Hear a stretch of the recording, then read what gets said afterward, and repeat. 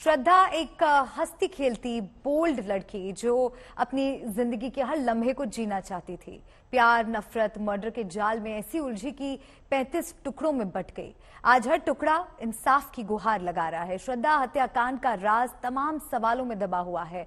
वो सवाल जो पिछले 15 दिन से पुलिस तलाशने की कोशिश कर रही है, लेकिन 2 और 2 4 नहीं कर पा रही है। आफताब के जवाब में उलझी पुलिस फिल्म दृश्यम की तरह ही अंधेरी गलियों में सबूतों की खातिर खाक छान रही है।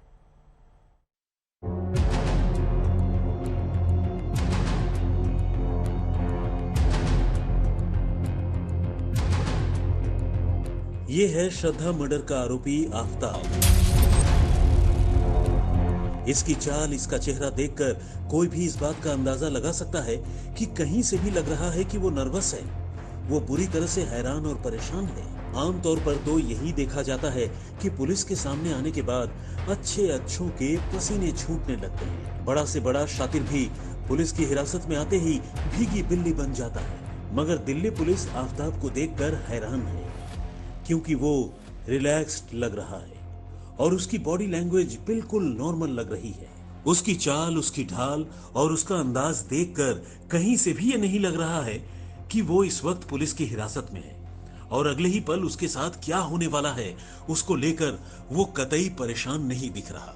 बल्कि पुलिस की लैब और हवालात में जाते जाते उसकी चाल से यही अंदाजा मिल रहा है कि जैसे वो यहाँ विजिट पर आया हो और सारी चीजों को देखकर उसे किसी भी तरह का कोई अचरज नहीं हो रहा।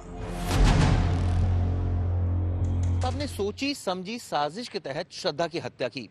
मई के महीने में उसने इस घटना को अंजाम दिया और उसे सबूत मिटाने के लिए करीब 6 महीने का वक्त मिला। ऐसे में शुरुआत में तो उसे गिल्ट हुई, लेकिन बाद में वो इस बात से निश्चिंत हो गया कि पुलिस अब उसका कुछ बिगाड़ सकती है, क्योंकि उसे पता चल गया था कि उसे आने वाले वक्त में पुलिस तो पकड़ेगी और ज्यादा से ज्यादा उसके साथ क्या क्या हो सकता है वो सब जान चुका था। इसी बात से ध्यान में रखते हुए उसने तमाम साजिशें रची, तरकीबें रची। उसके हाव भाव ये बयां कर रहे हैं कि उसे किसी तरह का कोई गिल्ट नहीं है और ना ही इस मामले में कोई पछतावा। यानी गुरुवार को पॉलीग्राफी का पहला हिस्सा पूरा हुआ।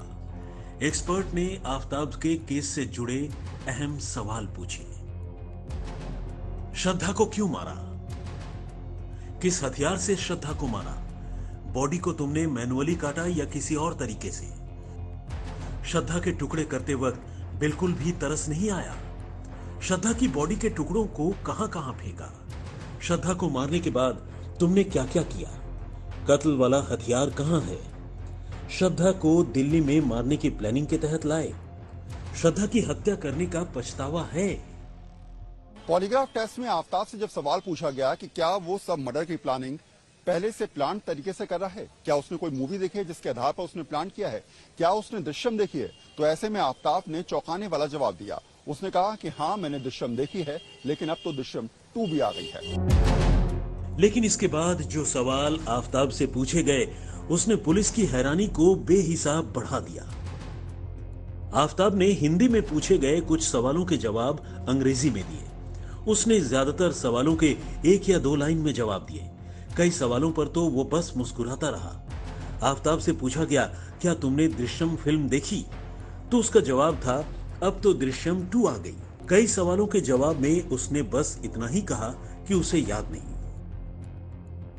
ये सारी चीजें एक बात तो पूरी तरह से साफ कर देती हैं कि आफताब बेहद शातिर बदमाशों जैसा रवैया दिखा रहा है।